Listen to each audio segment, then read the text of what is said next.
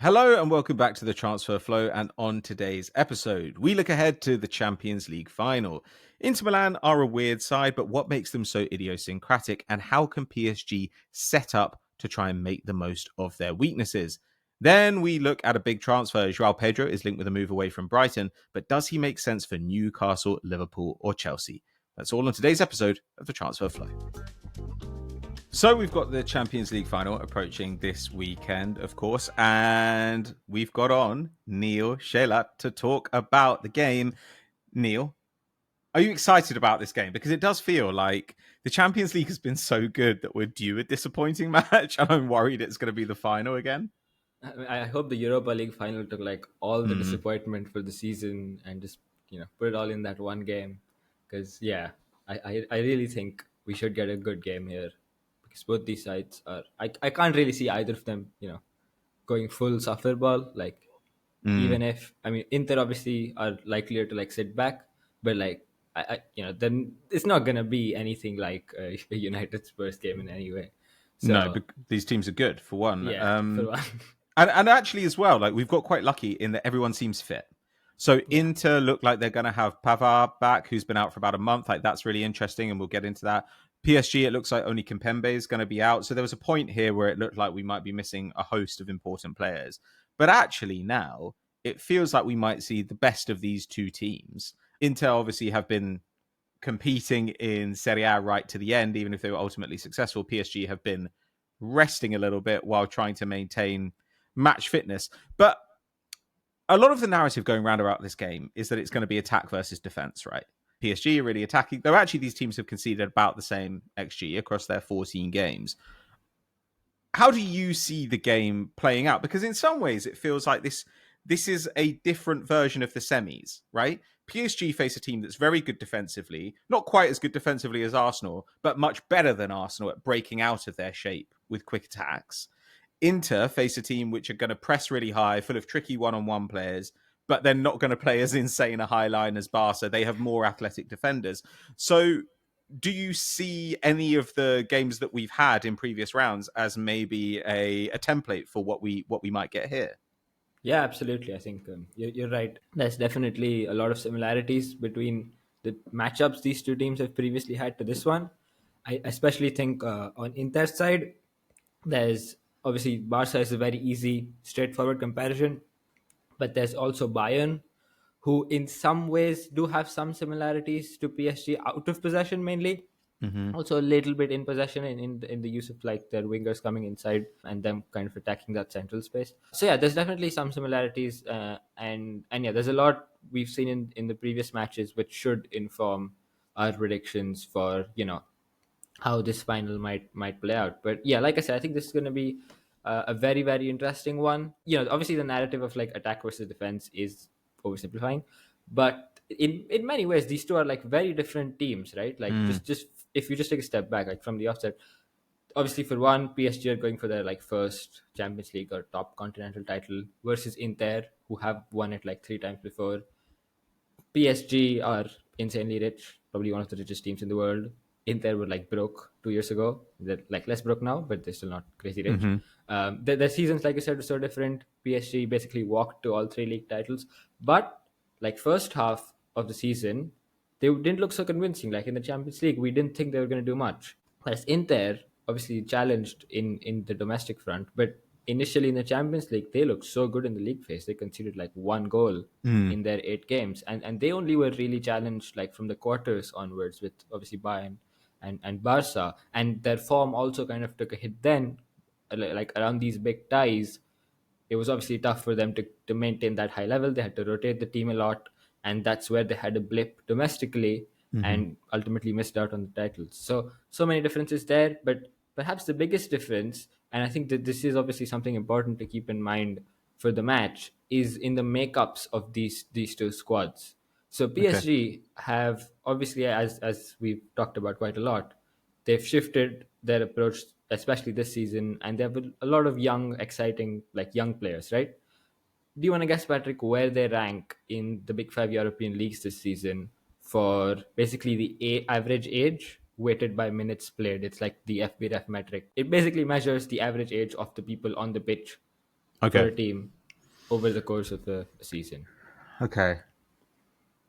So big five leagues. Yeah, I'm just thinking about their older players. They've really only got Dembele, Ruiz, Marquinhos, and they've got a couple of teenagers in there, right, with Doue and Neves, or guys who have. Yeah, okay. So there are like 96 teams. They're 96, something like that. Okay, so I'm going to Yeah. say they're like eighth. Yeah. Oh, I mean, you're close, but they're actually fourth. There's only Wow. three teams above them. Two of them are Strasbourg and Chelsea, so both blue Mm. core teams, and there's Parma, who seem to pop up in these random questions. Yeah, that's weird. So like their average age is like again weighted by minutes played was around like 24, 25. So it's quite young. And do you want to guess where Inter are? Oh, like probably probably close to last. They're absolutely last. Wow, really? Yeah, I checked this like I think 2 or 3 weeks ago. At that time, they were the only team whose average age was in the 30s. And now it's dropped to like 29.4, but they're still the oldest team in the Big Five leagues. Hmm. So, we don't want to get too much into this because I'll have a newsletter guest post out, possibly out by the time this podcast is out, or definitely soon this week. So, I'll probably go and read that to sort of Mm. see why that's the case, why Inter have such an old squad, and how they've managed to stay competitive with it. But my point here is like these are two very different squads which inform how the teams play in certain respects. So as you Hmm. were talking about PSG, not just how attacking they are, but also how intense they can be.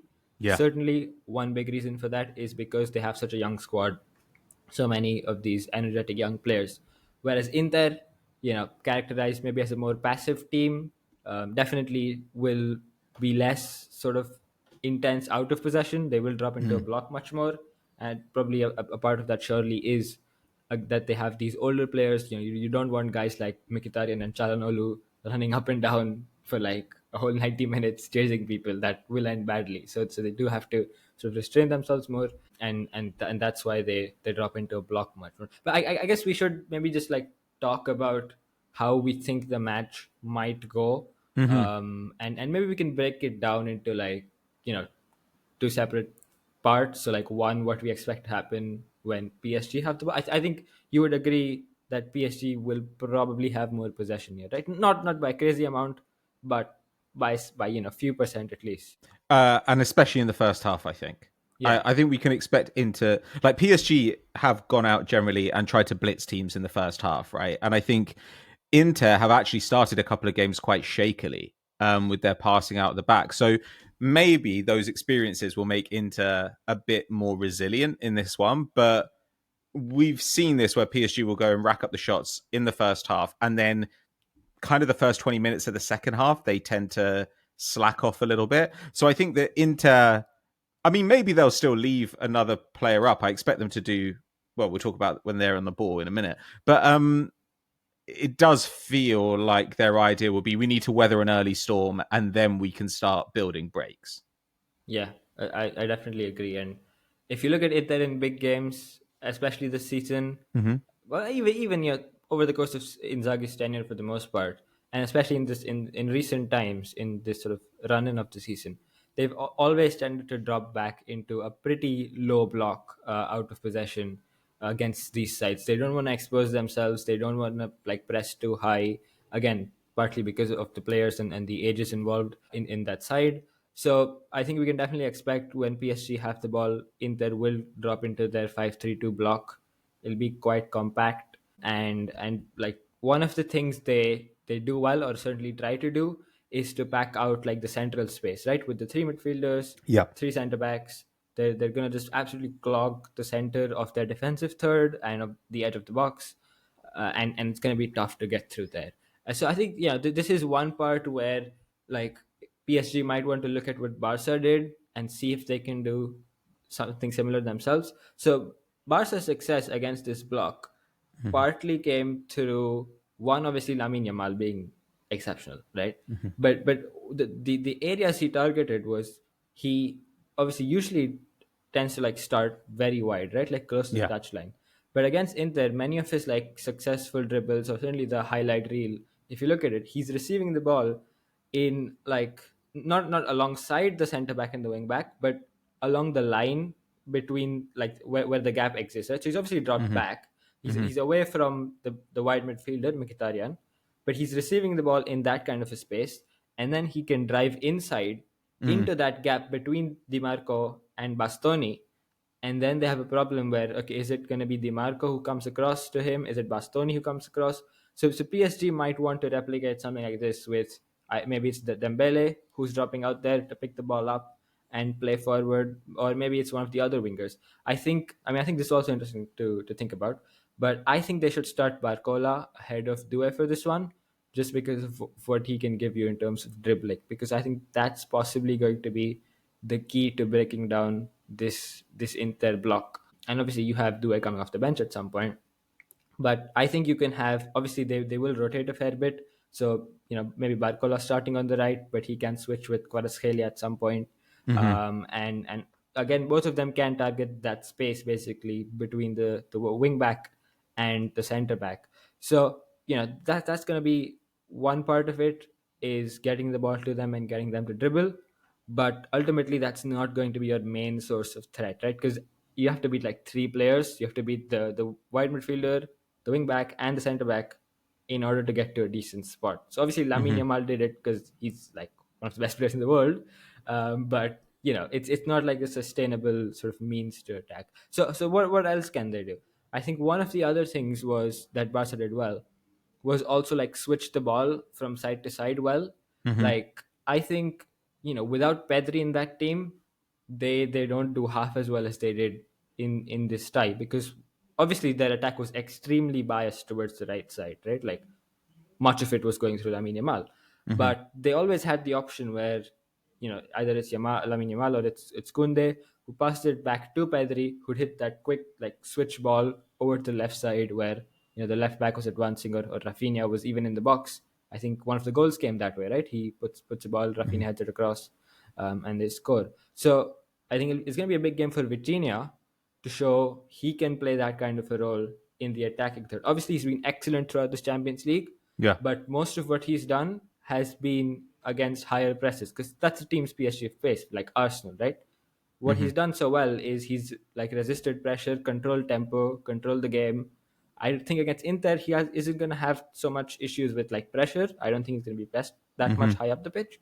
What's going to be interesting to see is how creative can he be in the opposition half. How Mm-hmm. well can he pick these passes? I think that's going to be super interesting. And yeah, I mean, look, like PSG have obviously faced a fair few low blocks in Liga, but in the Champions League, for the most part, their success in these knockouts has been against pressure, right? Like you think about the first goal against Arsenal. Arsenal fully pressing them, and then you have that Dembele dropping Mm-hmm. centrally Mm-hmm. and sort of leaving the centre backs like with no one to mark, and then scoring from the edge of the box.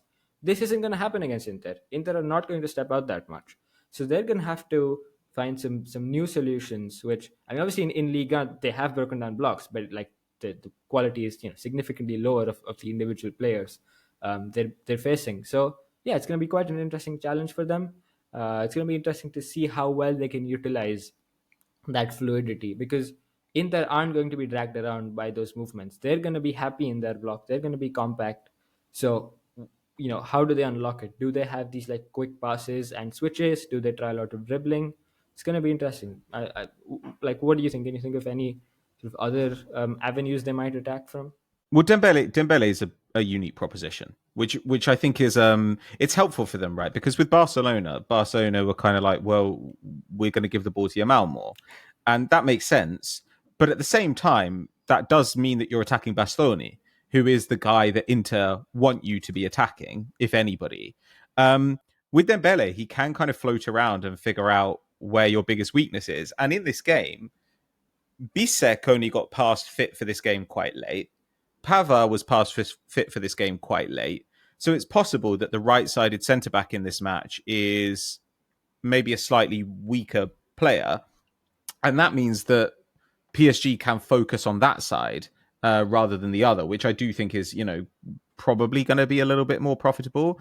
Yeah, my worry is, though, that what was really useful against Inter before were these quite deep crosses and late runs.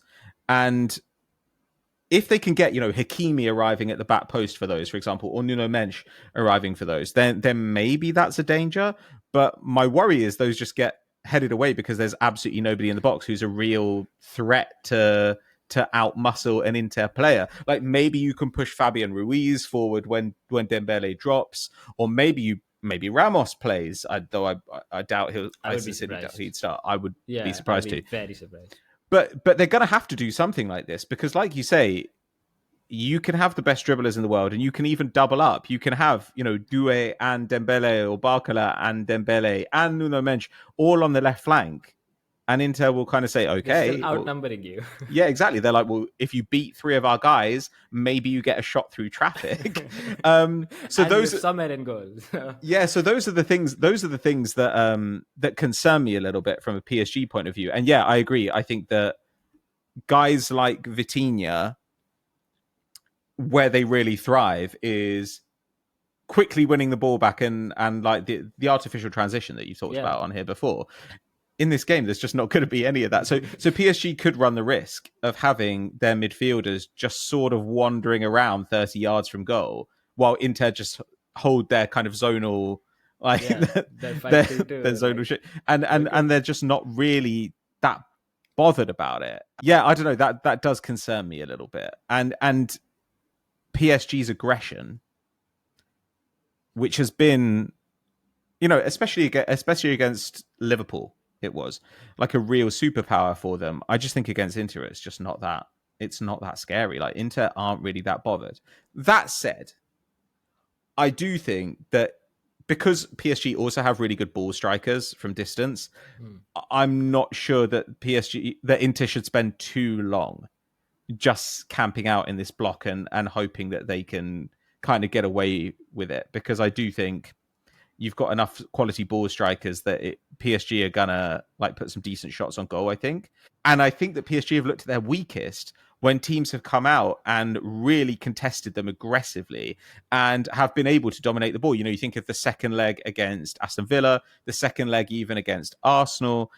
And if they have Pavard as well, he's much more of a passer out of the back than Bisek is. Bisek's more of a runner out of the back. Bisek has twice as many progressive carries, but half as many long balls.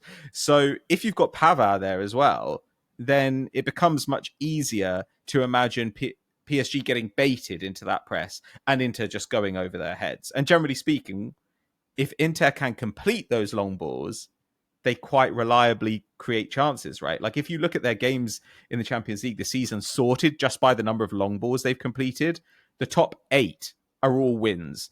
And then the bottom 6, there are like 3 draws and a loss. And there's that Arsenal game, which they won, but where they gave up quite a lot. All their weaker performances there, it's just like where they weren't executing those long balls very well. Plus, I look at PSG and I think, where have PSG given up chances? They've given up chances to powerful runners breaking through the middle and early crosses from the flanks against Arsenal. They gave up basically 2 good chances across the 2 legs, and both of them were early crosses from the left that ended up at the feet of Saka. This is exactly what Inter want to do, right? Like Inter will do this all day, get it to Di Marco, and he will just play it in early. So I can definitely see how Inter can hurt PSG. With PSG, it's more like either somebody has an amazing game or they work out another way to get a deep runner getting free for those back post headers. Yeah, with the crosses, like you said earlier, I'm like hesitant to say that they'll work as well because, again, like with these back post crosses, like the way you get it to work is you have like a big presence in the center or even the near post who's attracting the attention. And then you put it in the back post to someone who they've like missed. And as we spoke about before, Inter's like wing backs and wide center backs can miss those runners, right? Like the gaps can open up, but that's only when they're pulled across to one side. I just don't see like who in this PSG side is going to get them to come across. Yeah, sure, maybe Hakimi can make that run, but like Di Marco and Bastoni will be watching him because he's that, like when the ball's on the left, he's the main guy they need to watch. They don't care about what Kvaratskhelia or Dembele or whoever's doing. So it's going to be much harder to break them down there. And this is why, like, when we'd spoken briefly about this after the semis, I was like already leaning towards Inter, because as you say, it's very easy to see a clear and like very like, I wouldn't even say well thought out, but like a very straightforward approach which Inter can use and Hmm. almost certainly will use to hurt PSG. But with PSG, you've more questions, and you're like, okay, how can they hurt Inter? Whereas with Inter, it's like, yeah, and even like with PSG's press as well. I think I mentioned this then. Like, I'm not fully sold on that press because they run really Mm-hmm. fast and they run really hard.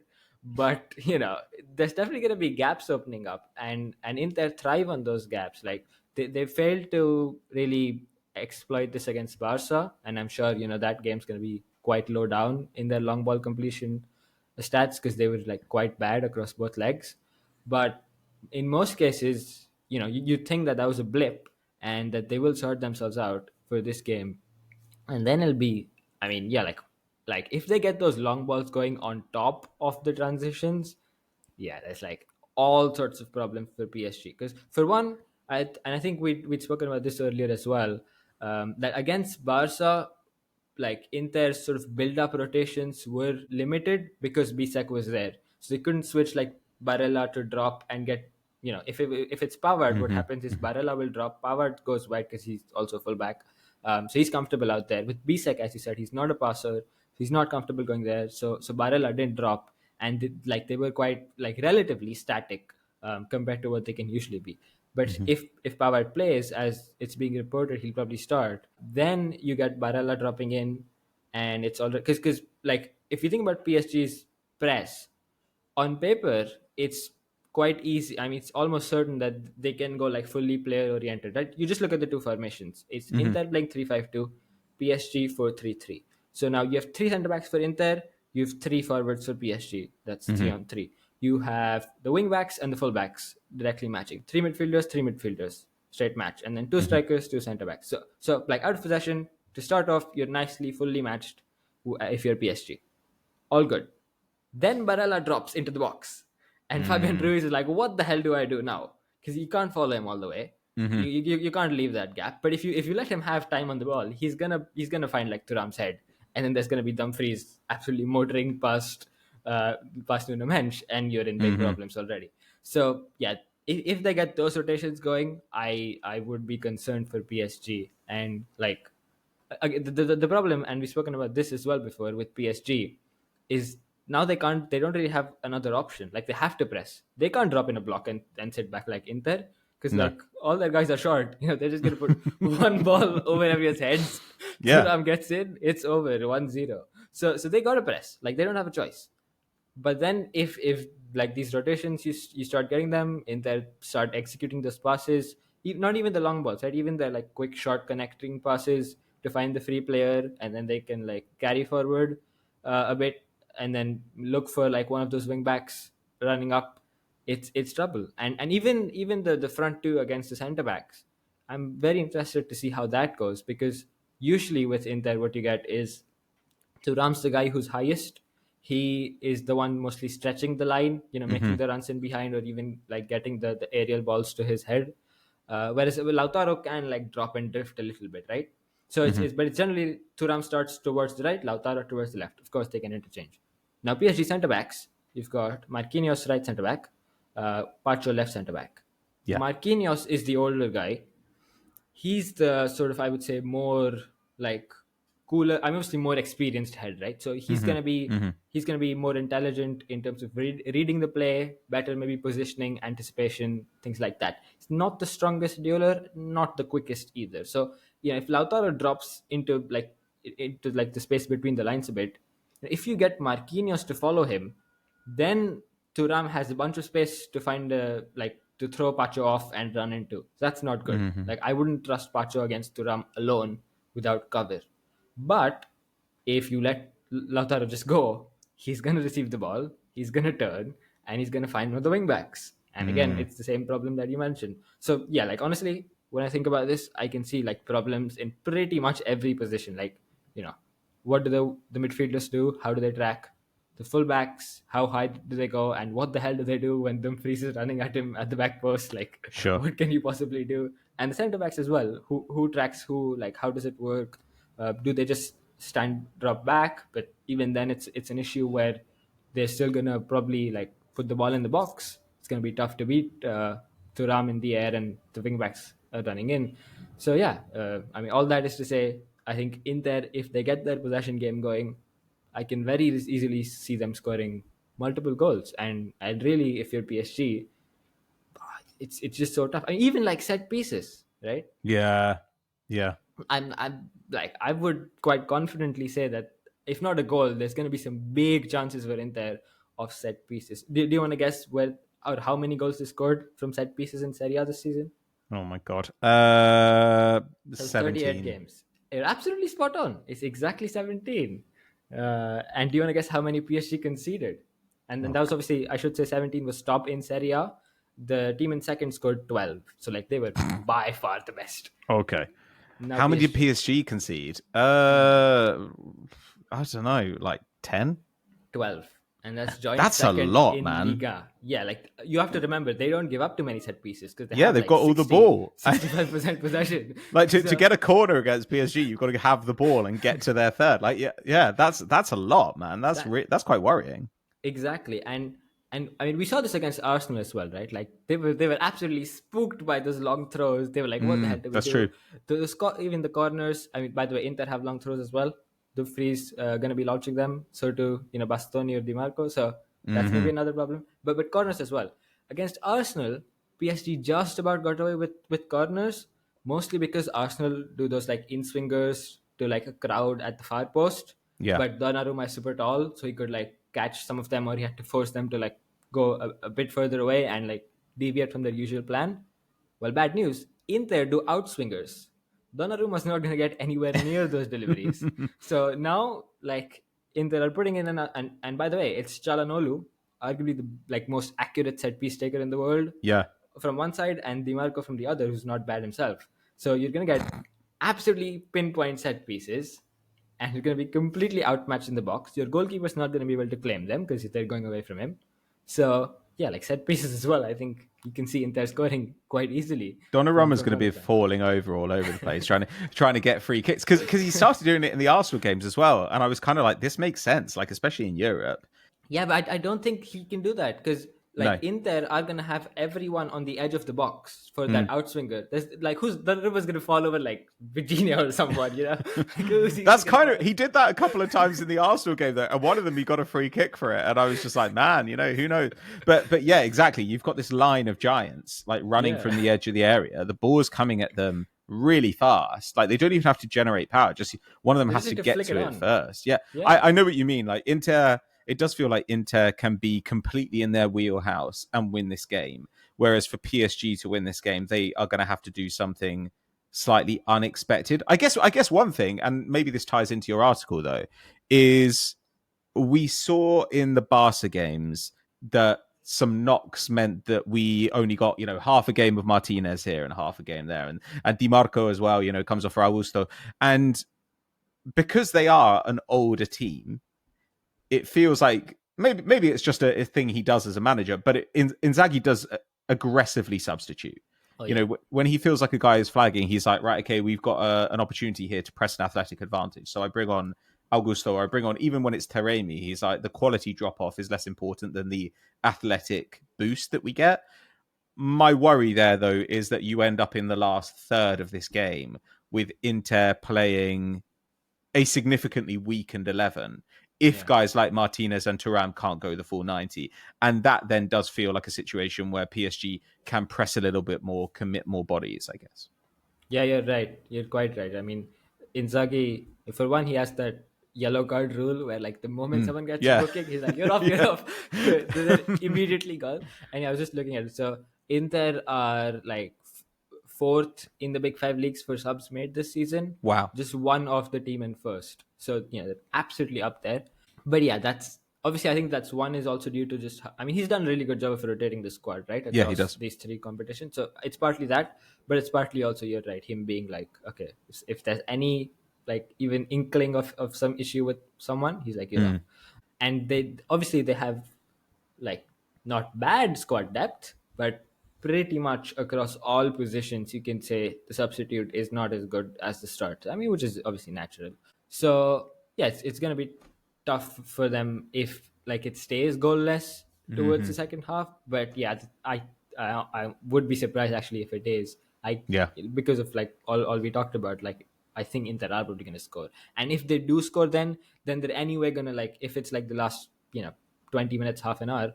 They're already going to be like going back and shutting up shop anyway, like regardless of who is or isn't on the pitch for them.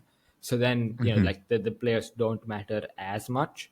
But yeah, I mean, I think the really interesting thing, again, I mean, we don't know if it'll happen, but if it does happen, like PSG taking the lead would be super interesting, right? Because if Inter Yeah. take the lead, we know what's going to happen. Like PSG going to go crazier, Inter going to drop back more, they're going to counter more.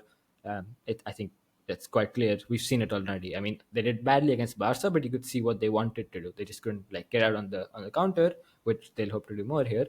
But that's what they'll do. But if PSG take the lead, it's going to be very interesting because, like you said, what they did in the previous knockouts, in like especially second legs with a positive game state, was very very bad. Yeah, They very didn't bad. manage it well at all, and Inter are then going to push. Now Inter generally are obviously really good at seeing out leads, but like even in general, I would say they're the best team in the world probably in terms of adapting to different game states. Like the way they can turn up Yes. or turn down their dials is excellent. I think this also ties into maybe the age of their squad. They have so many experienced players who know what to do and can execute really well. So if they go a goal down, I can definitely see them turning the dial up. And I wonder what PSG do then, because like we said, if they drop into a block, they're not a solid low block team. Like they're Yeah. gonna be exposed. So They've that got would to be a super defend with the interesting. ball. It's their only option, right? Like they've Yeah. got to try and pass it around in the midfield because, you're absolutely right. We've talked about Bastoni in the Champions League all season long as this enormous defensive asset, but in Serie A, he's the guy who whips the ball into the penalty area quite often from deep. Like that is he leads the team, I think, in crosses into the penalty area. Oh, wow. Like they have the ability to do these things, like to push these guys up. And in the Champions League, we haven't had to see it too much because they've been able to create chances with Plan A, and sometimes they've had leads. But yeah, if I'm PSG, I don't really like that. And also with PSG, we've again praised Luis Enrique for getting defensive work rate out of this front line. But when we talk about defensive work rate, we are really talking about pressing. Running in a straight line towards the ball. Yeah. And what we're not talking about is, are they actually going back and recovering to help their fairly weak defenders? And I think if Inter are playing the ball over the press and suddenly you've got Thuram, Lautaro, Dumfries and Barella running at the back line, I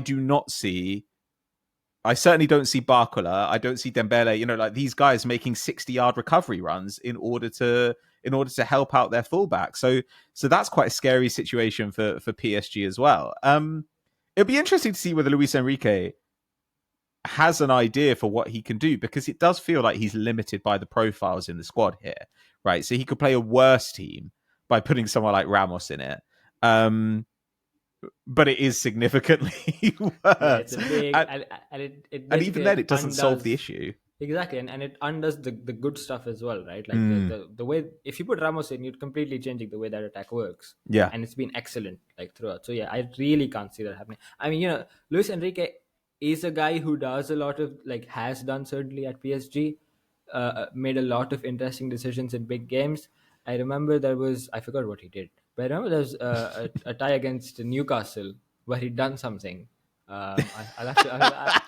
All I remember is he did something. Oh my goodness! The analysis we're getting today, really, he did do something. No, but I know what you mean. What the hell is he doing? It didn't work, but he does. What I'm trying to say is he does have these ideas, and sometimes he does do proactively look to solve these kind of potential problems. Because I think that was like last season as well, and everyone was talking about what the hell are PSG going to do when Newcastle press, because at that time they had Ugarte in defense midfield, and as everyone knows by now, the guy can't play out the back. So and Newcastle were going to press the hell out of them at that time. So I forgot what it was, but they were playing more long balls or something. It didn't work out, but what I'm trying to say is he tried to proactively solve a potential problem. Now, will he do something like that in a Champions League final? That was a group stage game. This is the Champions League final where his team are arguably the best they've ever been. I really can't see him trying to, because there's no easy, like, we haven't seen a plan B, right? There's no easy sort of fallback plan, which we know they've like tried out a few times before. We know it works, which he'll go on to. There's like no clear alternative for him, so he's gonna have to experiment. And if you experiment on the Champions League final and it goes badly, it goes really, really badly. So yeah, Yeah.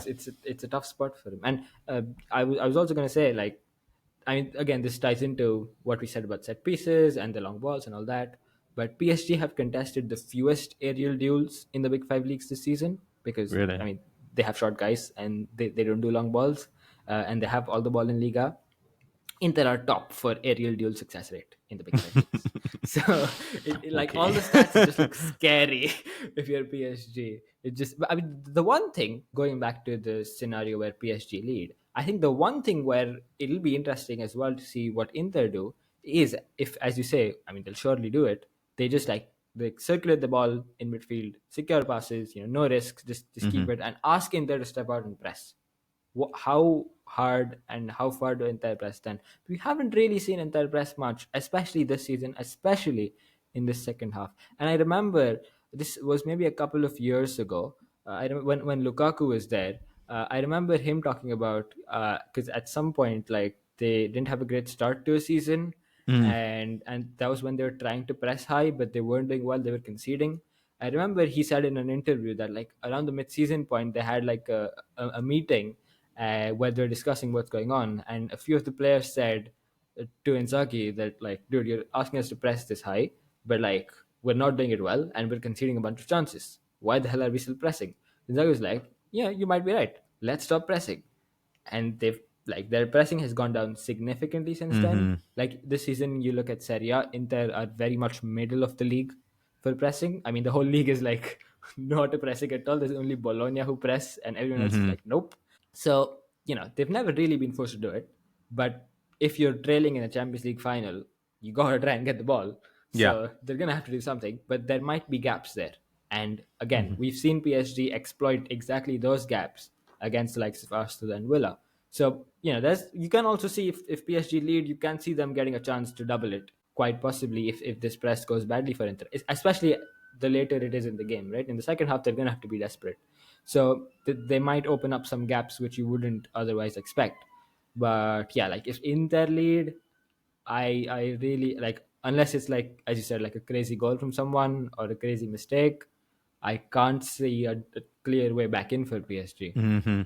Yeah, that's the thing. When you're talking about this, about PSG taking the lead, we're kind of talking about an Inter mistake or a piece of magic from PSG, like something out of the ordinary. Whereas it feels again like Inter can roll up, do what they want to do, They and can do like plan A, plan B, maybe even plan C, and they can yeah, still take and the they're lead. totally happy. It's really really interesting, and this I think is something that we can maybe expect if PSG don't win this game. I think we can expect them to go and think about this problem next summer, like over the course of the summer. Because yeah, this attack is good enough to beat basically everyone, but solving for this particular problem is This one damn team, yeah, and this maybe one Arsenal. problem. But yeah, maybe Arsenal and maybe like City might try and head back towards this again or something. When Rodri's back, like it's totally possible. But I don't know, man. When we were talking about this, whatever it was, 3 weeks ago, I was really kind of like, I'm interested in PSG for this game, and then doing the research for this, I You're kind like of, just I was, dropped. yeah, I had like little Neel on my shoulder, being like, Inter gonna do It's it, not looking Inter. good. But truly, you come around to the idea that you just think Inter, what against Barcelona, they did give up an awful lot of chances. I will say that they didn't play Yeah. well defensively in those games. How much of that is like, Lamine Yamal is superhuman is an open question, but they were panicky, and it did feel like there were times in those games where actually they could have They needed to settled a come little bit down. more. Yeah, Yeah, they needed to exactly. calm down. So it's totally possible that we get that the first 15, 20 minutes, and that's how we end up with a more interesting game state. But assuming that doesn't happen, but it feels like between those games and now, Luis Enrique will be thinking, oh God, like how do we manufacture these chances that our team is not set up to create? And Inzaghi will be thinking, how do we just avoid not mess this up. Yeah, like freaking out, and we focus on playing our own game. So I think this is poised really, really well. It sounds like we're both broadly coming down on the Inter side here. Yep. But we'll be analysing the outcome next week. Should we move on to a transfer before we finish up today? Yeah, I mean, Hayden can laugh at me on Monday, I guess, if it goes badly. But yeah, let's see. It's going to be an interesting one. I think Hayden's also Inter curious. All right. So we've got one transfer that we thought would be interesting to talk about today, and that's Joao Pedro, the 23-year-old Brazilian. He's had a pretty good season at Brighton. He hasn't played a huge amount. He's a regular, but not a nailed-on starter. 23 90s this year, 22 last year, 11 non-penalty goal involvements because he's got 5 pens in there. So the top-line numbers look a little bit better than you think. He's linked to Newcastle. He's linked to Chelsea. He's linked to Liverpool. Apparently available for £60 million. I think it was Kim, might have been Ted. I think it was Kim, was quite damning about him in the newsletter the other day. Yeah. And I thought, I'm a bit more of a Pedro fancier. And we could go into why in a minute. But what do you think of the player? He's, I don't know. He's been moved all over the place, and it's hard to get a handle on what he is now. Yeah, like he does a bit of everything, right? Like he can, like, across the attacking positions, whether it's striker, as a second striker, even off the left. He can do everything like pretty well. He's quite good. But the problem is I wouldn't say he's like absolutely elite. And the price tag is very high. Yeah. And there's probably better options, more proven options, certainly. I mean, he's young, which is obviously, goes in his favor. But yeah, like it does seem that, it's, I mean, like I guess we'll talk about the different teams that want him. But the advantage is that he's versatile and he can do a bunch of stuff. Yeah. But the challenge is figuring out what he's, if possible, what he's going to be elite at. Like we're not, at least I'm not really super sure what like his final sort of form looks like. And yeah, you're right. Like even his numbers this season, even if you add the penalties, it's still just 17 goal involvements in all competitions, which isn't crazy high, right? That's not like a 65 million attacker level of output. So yeah, it's. I mean, you're right. Like I definitely agree with you in that there's definitely like a very exciting player in there, and he's already shown like a lot more than glimpses, right, across his time at like Watford and Brighton, that he definitely is super talented, and he does a lot of things well. He's great with the ball at his feet. He links up well. He moves well off the ball. He makes good runs into like the channels. So he does a lot of good stuff. For one, like, what's like, can he be elite is a question. Two, also I do wonder about like his consistency as well. I mean, again, that's maybe also like a byproduct of him not being like a nailed on starter, like you said.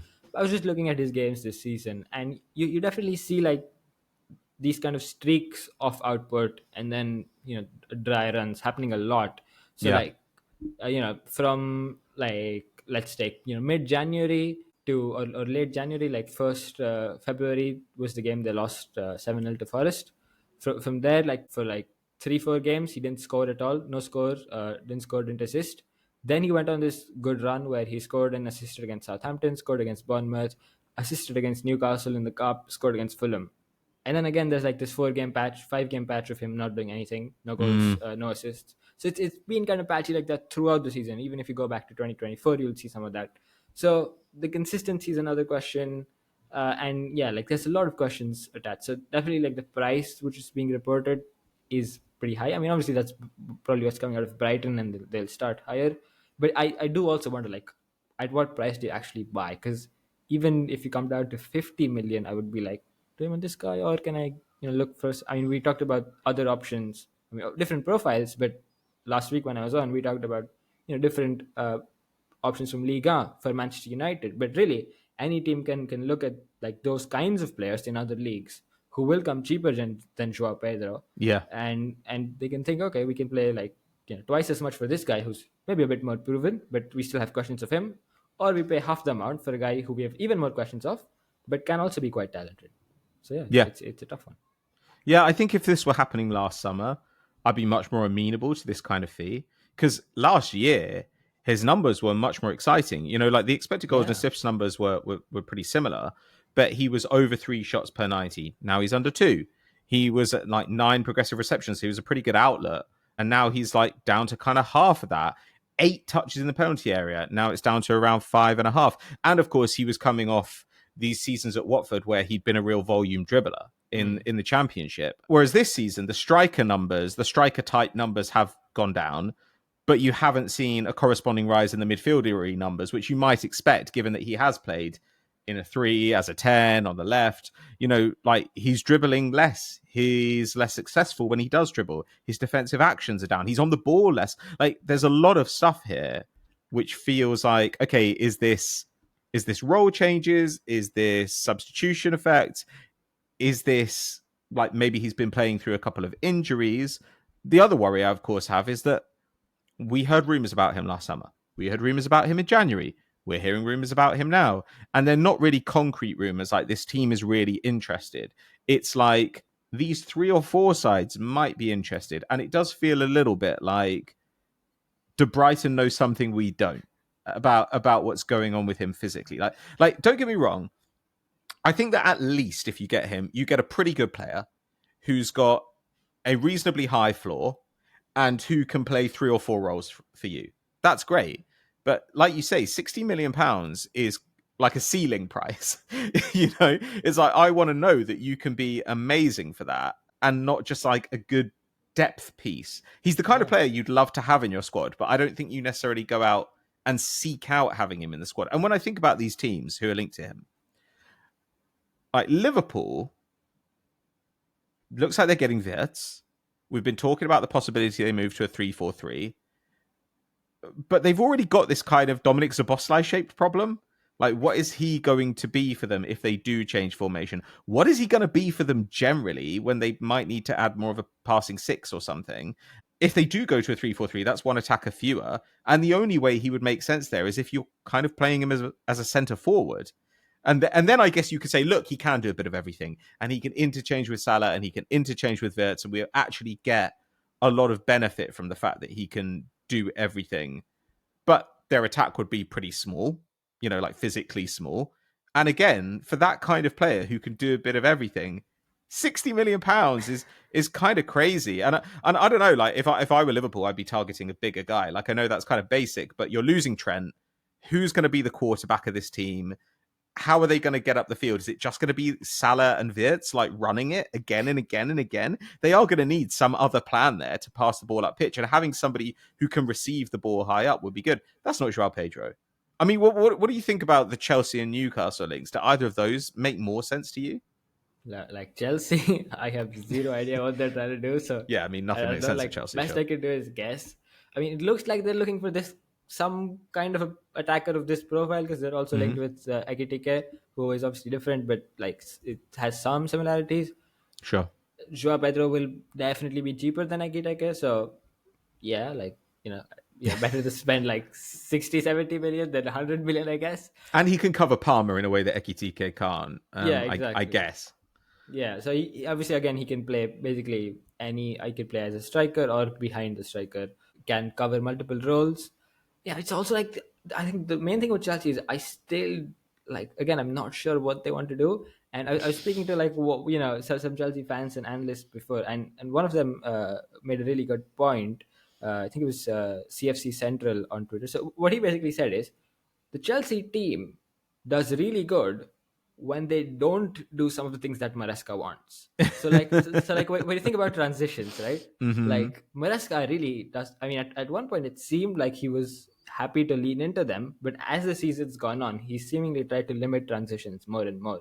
Yeah. But like, they're really good in transition because they have Palmer and Jackson and all that. So like Joao Pedro, if he's being signed for a striker, I guess he's like takes you further in Maresca's direction, where he probably won't be such a great outlet in transition. He's not going to be so good, but he can link up more.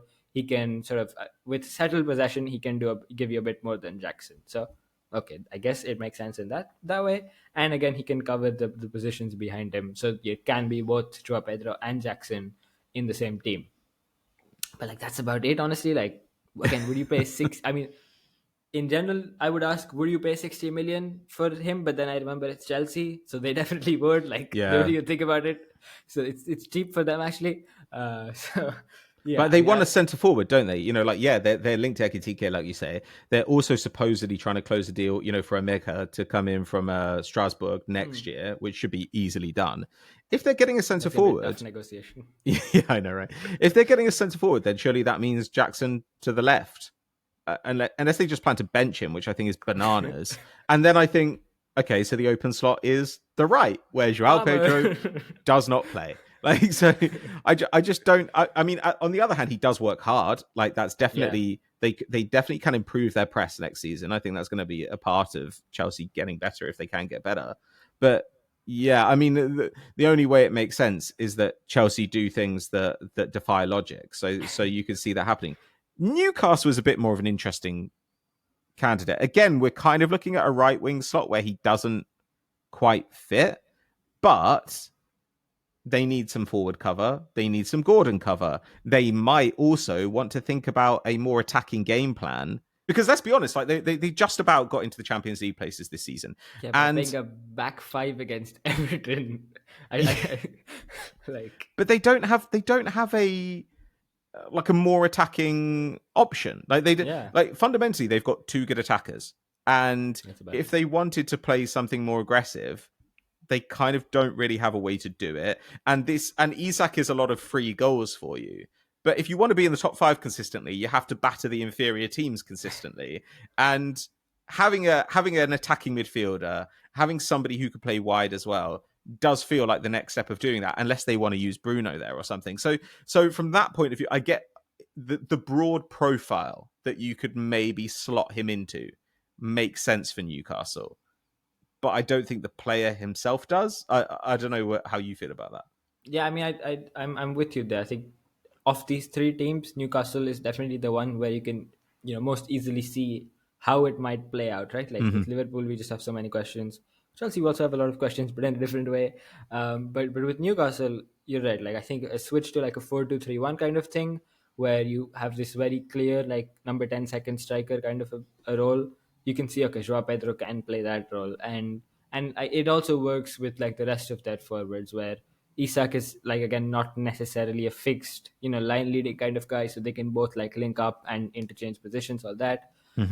With like the right wing slot, again, I'm just like not convinced that he's never really played on that side. And even if you think about like his best traits, it's like dribbling inside from the left, or making those runs into the left channel. So like I don't know, like that's a very risky fit, and you can't be spending that much money for a risk like that. And yeah, like he does give you obviously backup, as you said, to both Isak and Gordon. So yeah, that's good. If you put it all together, he's maybe like you can somehow justify like a 50 odd million spend on him. We put all that together with like the switch to 4-3-1. Yeah, with the other two though, I mean, for the price tag, it seems difficult to justify. But I mean, it's Chelsea, so you never know with them. And Liverpool, you never know. We don't really know what they're actually doing, so they might find some new formula which we haven't seen yet. So. It does just feel like Brighton need to move on a forward, right? They've got another striker arriving this summer. I think they were hoping that the Evan Ferguson loan would kind of see him depart permanently. Yeah, like they need to get some money for these guys, because now they're just really, really stacked with forwards. And the only other option is sell somebody they don't want to sell. I also think they'd have been happy to sell Mitoma, but it seems like maybe he didn't want to go. Yeah. Pedro is the guy who feels like a useful sacrificial lamb. But I don't know. I don't love it. I would like to see him play more consistently at a different kind of team. I would like to see whether he can recover the numbers from the season before this one. But right now, do I buy him at that price? I think maybe at like 35, I'm interested. But because he is just coming into his peak as well. And he's not going to be rubbish, but I don't love it. Okay, I think that's all we've got time for today, Neel. Look, I imagine that you're going to be talking about the Conference League final. I imagine that you're going to be tweeting in the run-up to the Champions League final as well. So where can people find you? Yep, you can head over to @ShaylatNeil on Blue Sky or Twitter. You'll find as my thoughts on those 2 finals, maybe even some other random cup finals I might come across. There is always something that there's always a tournament that I've literally never heard of. I'll give you one right now. Okay. as we're recording this, Manchester United are playing a friendly in Southeast Asia, and I think they might have found the solution to their striker question. Do you know who they're up against? Oh They're God, is it like playing. I'll tell you, they're playing Sergio Aguero. what? You can look it up. I wouldn't lie to you. What do you mean they're They're playing playing? against Sergio. So they're playing against like an Southeast Asian All-Star team, and their striker is Sergio Aguero. That's bananas. What? Okay. Like, well, yeah. I look forward to seeing him in a red shirt next season. Like, apparently, like signing elderly forwards is No, okay. Well, I should. It's not that Sergio it's a Aguero. different one. It's a different guy. I think he was born in Argentina, but he moved Okay. to Malaysia super early in his career. Okay. And he got naturalized and he plays for the national team and the club. But yeah, they just have a guy called Sergio Aguero That's cool, out man. in Malaysia. So yeah, that's More what news. more clubs should do that. Like, sell a bunch of tickets, see what happens. Man, it's the wild west out there. But I remember watching an Arsenal preseason tour where Arsenal played a friendly against, like, I want to say, like, a police department. Oh yeah, they have a lot of police departments out there. They're like Hong Kong police, Vietnam police, also. Oh my God. Well, it's good for Man United to find their level. I think that's the most important thing. All right. Thank you very much, Neel. It was great to talk about this game with you. And I look forward to kind of chopping up the aftermath of it over the summer. Please do keep an eye out for Neel's piece on Inter Milan over the next few days. They are a team who does things entirely unlike everybody else around Europe. They're absolutely fascinating. And we're also hoping that Simone Inzaghi stays there rather than going to Saudi next season. I want to see him doing his weird thing in European football.